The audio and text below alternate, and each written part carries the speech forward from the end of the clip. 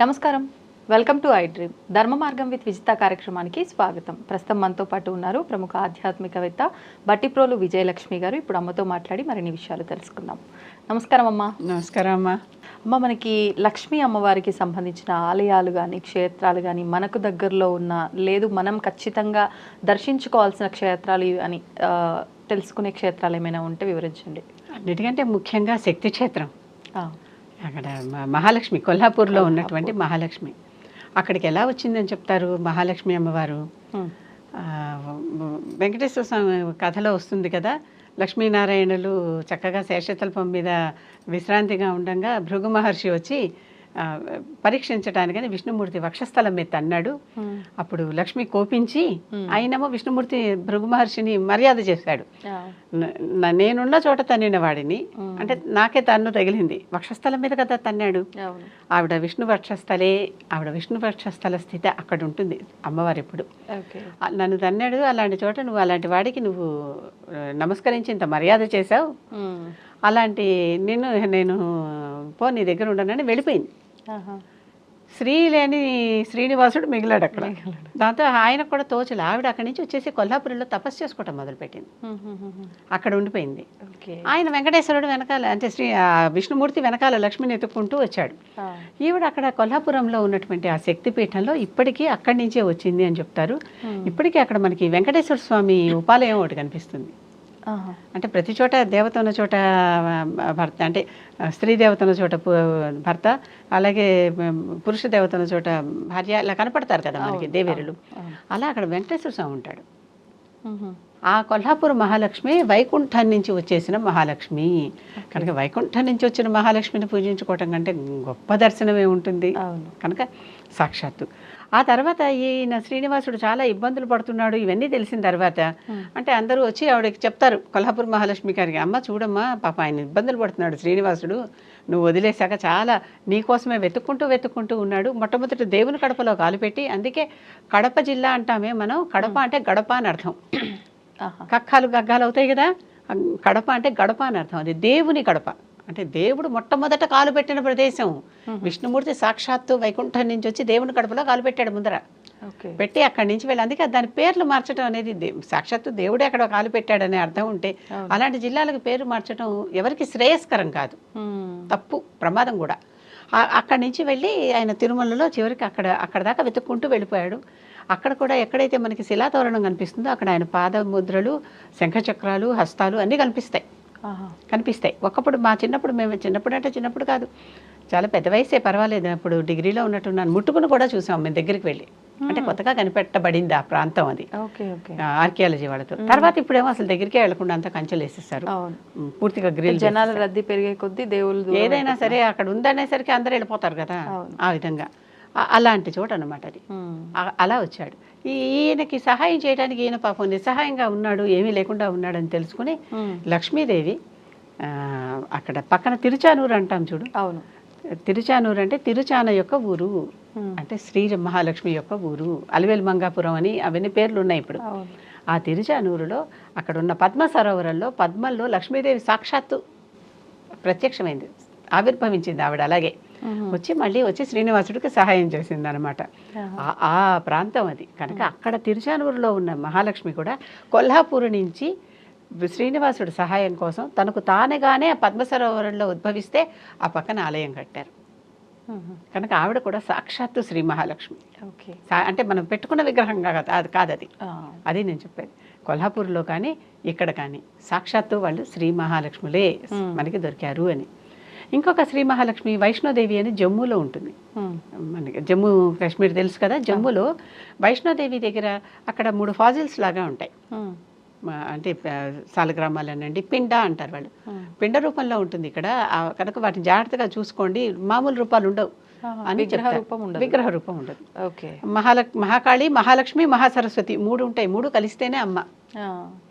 అది మహాకాళి, మహాలక్ష్మి, మహాసరస్వతి, ఈ 3 అక్కడ ఉంటాయి. అక్కడ వాటిని ధ్యానించుకోండి అంటారు. అక్కడికి వెళ్ళేటప్పుడు అమ్మ దగ్గరికి వెళ్ళాలంటే అది ఒక గర్భద్వారం లాగా ఉంటుంది. ఆ గర్భద్వారాన్ని దాటుకుని ఆవిడ దగ్గరికి వెళ్ళాలి అని చెప్తారు. కనుక అది ఇప్పుడు ఆ ద్వారంలో చాలా ఇరుకాటంగా ఉండి కింద నుంచి రాళ్ళు, నీటి ప్రవాహం వస్తూ ఉంటుంది. ఆ నీటి ప్రవాహం చల్లటి నీరు, అవి కూడా ఐస్ కోల్డ్ వాటర్. ఆ నీరు వస్తూ ఉంటుంది, దాంట్లోంచి కింద రాళ్ల మధ్యలోంచి పాక్కుంటూ దేక్కుంటూ వెళ్ళాలి. ఓకే. ఒక కొంతమంది చనిపోయాక ఆ ద్వారం మూసేశారు. పూజారి మాత్రం నిత్యం వెళ్తాడు, లోపలికి వెళ్ళి పూజ చేసుకుని వస్తాడు. వేరే మిగిలిన వారందరికీ ఇంకొక చక్కటి మామూలుగా నడిచి వెళ్ళే ద్వారం లాంటిది ఒకటి గుహ ఏర్పాటు చేశారు. దాని ద్వారా మనలాంటి వాళ్ళందరం వెళ్తే నడిచి వెళ్ళచ్చు, ఇలా పాకి దేకి వెళ్ళలేని వాళ్ళకి. అయినా ఇప్పుడు ఎవరికి పర్మిషన్ ఇవ్వటల్లా, పూజారి మాత్రమే వెళ్తున్నారు వస్తున్నారు. ఆయన ఉదయాన 3 ఆడపిల్లలు తీసుకొచ్చి బాల పూజ, మహాకాళి, మహాలక్ష్మి, మహాసరస్వతిగా కూర్చోబెట్టి వాళ్ళకి సమస్త ఉపచారాలు చేసి పూజ చేసి ఆ చిన్నపిల్లలకి ఈయన సాష్టాంగ నమస్కారం పెట్టి ఈ వృద్ధ పూజారి తర్వాత ఆ బిల్లంలోంచి లోపలికి వెళ్ళి ఆవిడని దర్శించుకుని అక్కడ పూజలు చేసి మళ్ళీ వస్తారు. ఈ రోజుకే జరుగుతుంది ఆ కార్యక్రమం. అది కూడా చాలా అసలైనటువంటి, అంటే తనకు తానుగా వెలిసినటువంటి శ్రీ మహాలక్ష్మి దర్శనం అది. ఆ మధ్యలో ఉన్నది మహాలక్ష్మి. ఆవిడ పేరు మీదే ఆ ప్రాంతానికంతా వైష్ణోదేవి అని వచ్చింది. ఒక బాలగా కనిపించిందని అక్కడ క్షేత్రగాథలు బోలెడు ఉన్నాయి. కానీ మనకి ఇప్పుడు జరిగేటటువంటి దర్శనం అది కూడా చాలా ప్రత్యేకమైనటువంటి క్షేత్ర దర్శనం. ఇది అష్టాదశ శక్తిపీఠాల్లోకి రాదు.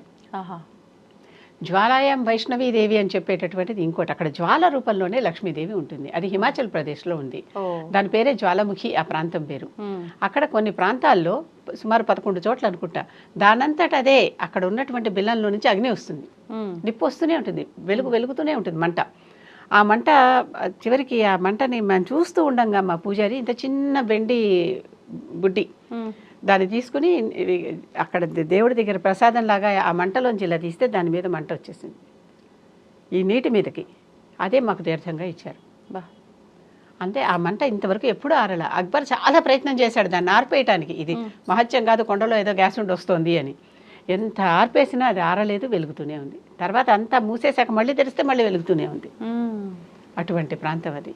చివరికి అక్బర్ తన అంటే నిస్సహాయత ఒప్పుకుని ఒక పెద్ద వెండి పందిరి మంచం కానుకగా ఇచ్చాడు అమ్మవారికి. ఇప్పటికీ ఆ వెండి పందిరి మంచం, ఆ ఛత్రం అవన్నీ మనం చూడొచ్చు, ఉన్నాయి అక్కడ కూడా. అంటే ఎవరైనా కూడా ప్రకృతిని ఆపలేరు. అవును, ఎంత గొప్పవాళ్ళైనా సరే ప్రకృతి సిద్ధమైనవే. అక్కడున్న శక్తిని గౌరవించి, శక్తి పీఠం అన్నాం అందుకే, ఆ శక్తిని గౌరవించి దాన్ని పూజించటం. ఇలాంటి ప్రాంతాలన్నీ ప్రత్యేకమైనటువంటి లక్ష్మీ క్షేత్రాలు. అవి చాలా ప్రత్యేకమైనవి. కొంచెం వెళ్ళటం కూడా కష్టం, చాలా మెట్లెక్కాలి, వెళ్ళాలి.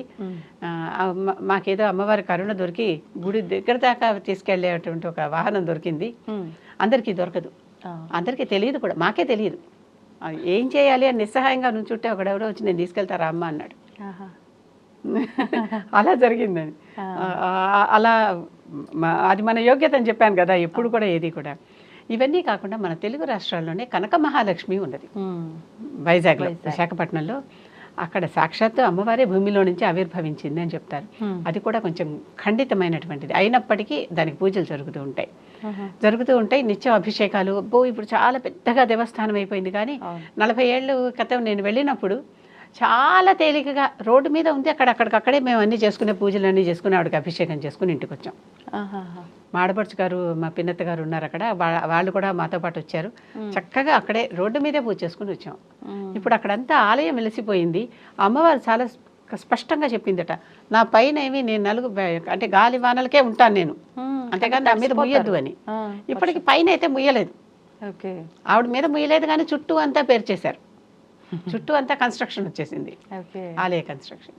అంటే దేవుడు చెప్పేవి చెప్తూనే ఉంటారు, వీళ్ళు చేసేవి చేస్తూనే ఉంటారు, మళ్ళీ అనుభవించేవి అనుభవిస్తూనే ఉంటారు. అది కూడా ఉంటుంది. అది కనక మహాలక్ష్మి అంటే డబ్బును కురిపించే మహాలక్ష్మి కనుక ఆవిడని పూజించుకోవటం. ఇలాంటివి కొన్ని ప్రత్యేకమైన లక్ష్మీ క్షేత్రాలు మనకి మన భారతదేశంలోనే ఉన్నాయి. అవన్నీ మనం దర్శించుకోవచ్చమ్మా. ఎట్లాగో శ్రావణ మాసం కూడా రాబోతుంది. అలాగని అందరు ఒకసారి వెళ్ళిపోకండి. కొంచెం ఈ శ్రావణ మాసంలోనే దర్శించుకోకర్లే. మహాలక్ష్మి ఎప్పుడొద్దు మనకి 365 రోజులు కావాలి కదా, ఎప్పుడైనా దర్శించుకోవచ్చు. ధన్యవాదాలు.